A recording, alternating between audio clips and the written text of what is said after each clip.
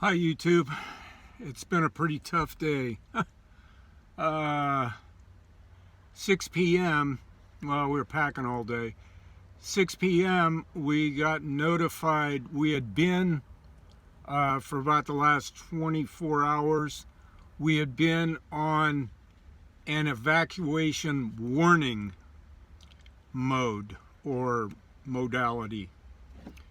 And at 6 p.m. this evening, that would be August 20th, 2020, we were notified that the evacuation warning had transitioned to the evacuation order to leave our home, to leave Scotts Valley. And it was not difficult at the time that order came in. What, do they plan these things? Obviously not. But circumstances were such that we could see that this was just not a healthy environment to be in any longer.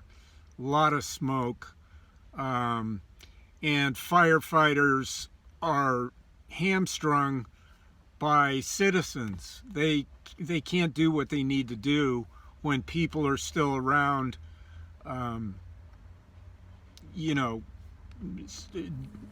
conducting their business. And so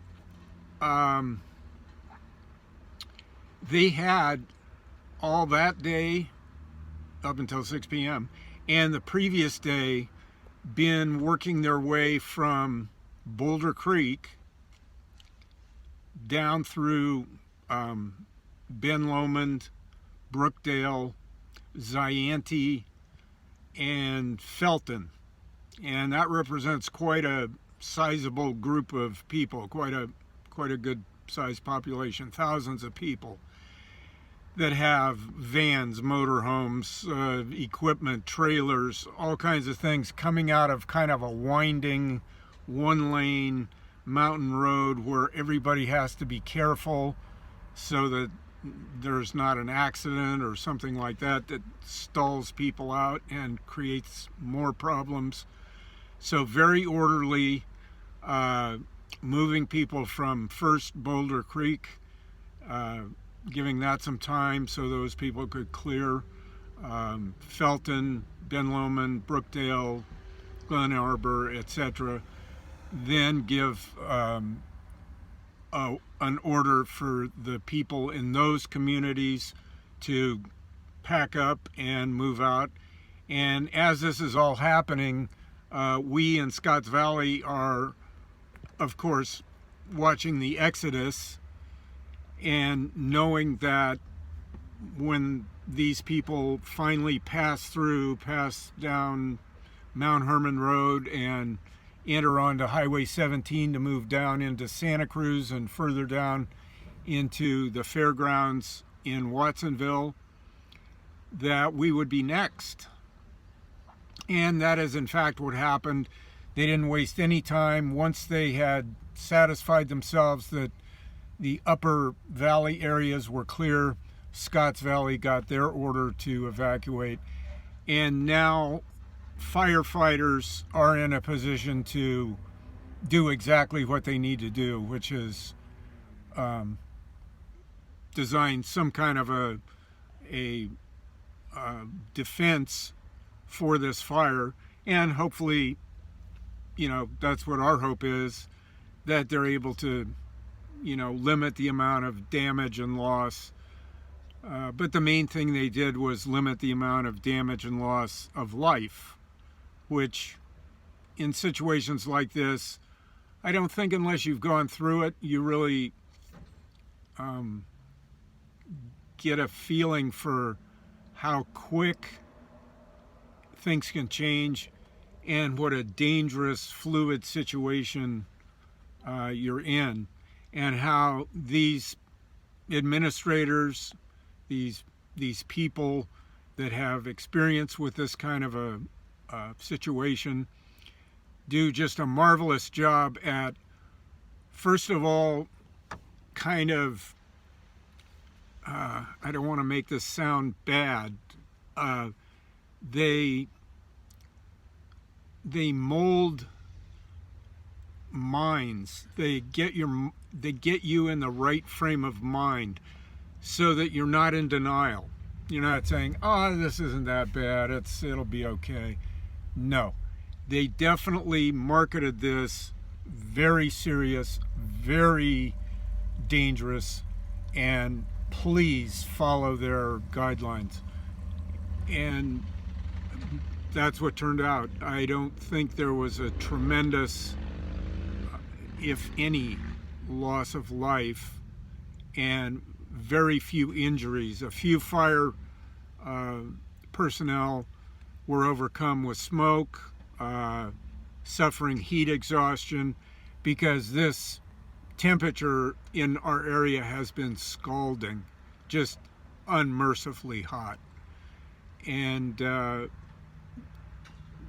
I just take my hat off. If I had a hat, I would take it off to the people who are out there providing a tremendous service to the citizenry, to, one, keep them safe, out of harm's way, move them when they need to be moved, do it in a deliberate, disciplined, forceful, authoritative manner, where there's no, we're not second guessing them. We're not second guessing that there's directed energy weapons or some other thing. There was no, you can't find that in this. There was lightning, and my meteorology is not that great, but I did fly and I understand looking at weather and seeing what it is. This was definitely a situation where weather was responsible for what happened. Lightning strikes in heavy overgrown brush that have been allowed to collect over years due to people's misunderstanding of how to manage nature. They want to save, protect, hug it, hold on to it, and that's not good management. It dies, it builds up, it creates fuel that in turn ignites bigger, older growth trees that would otherwise not have a problem with any kind of little brush fire underneath them. Redwood forests, they don't burn that easy. So I think people in that kind of mindset are beginning to understand that some of what has been done in the past has been ill-advised, and people need to rethink how they manage nature, because it's a powerful thing.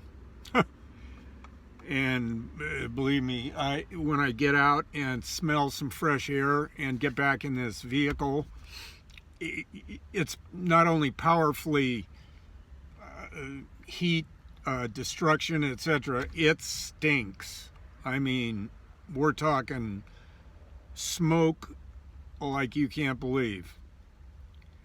Anyway, the most important thing for me was, you've seen her tail once in a while, Leela the cat, getting her transitioned and evacuated was the primary thing that we were doing.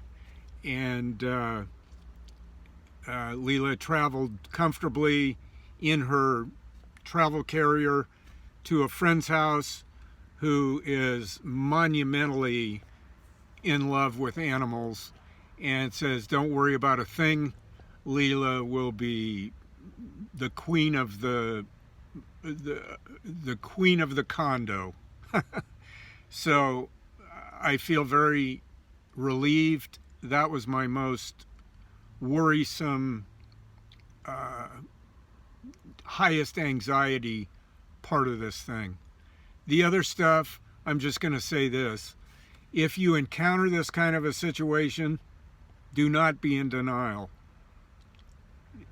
believe it. It's not virtual, it's actual. And we've talked a little bit about perception, etc. Yeah, there is no joystick for this. There is no hand controller. There is no keyboard. There are no shortcuts. Basically, you're hanging on for dear life in a situation like this. And it's a good experience from that standpoint. Of course, from all the other standpoints, it's extremely difficult to emotionally process all this. Basically, you kind of go into shock and do what you need to do, and then later, I'm sure the time will come to process it. We're not done. We're just in the thick of things. So, like that NASCAR driver that gets nicked and begins tumbling, we're tumbling. And where that winds up, well, you folks out on YouTube, you'll find out, because I'll let you know. But right now, we're just in a state of tumbling. That's the best way I can put it. There's no control lever, there's no yoke, there's no steering wheel. It's just kind of like a leaf flittering in the sky. And that's about how strong I feel, about like a leaf. So, enough for now. I'll try and post again tomorrow and update you as far as what's going on with our communities and how things are progressing. That's it for now. If you like this video, give it a thumbs up. If you think it might help somebody else, please share it with them. If you'd like to get more content like this, then subscribe, ring the bell, and you'll be notified when new content gets posted. Thanks for watching these videos. And as always, comment as you see fit. Till the next video, see you later. I don't even know if I can sleep, but I'm going to give it a little bit of a try. It's been about 36 hours. Good night, YouTube.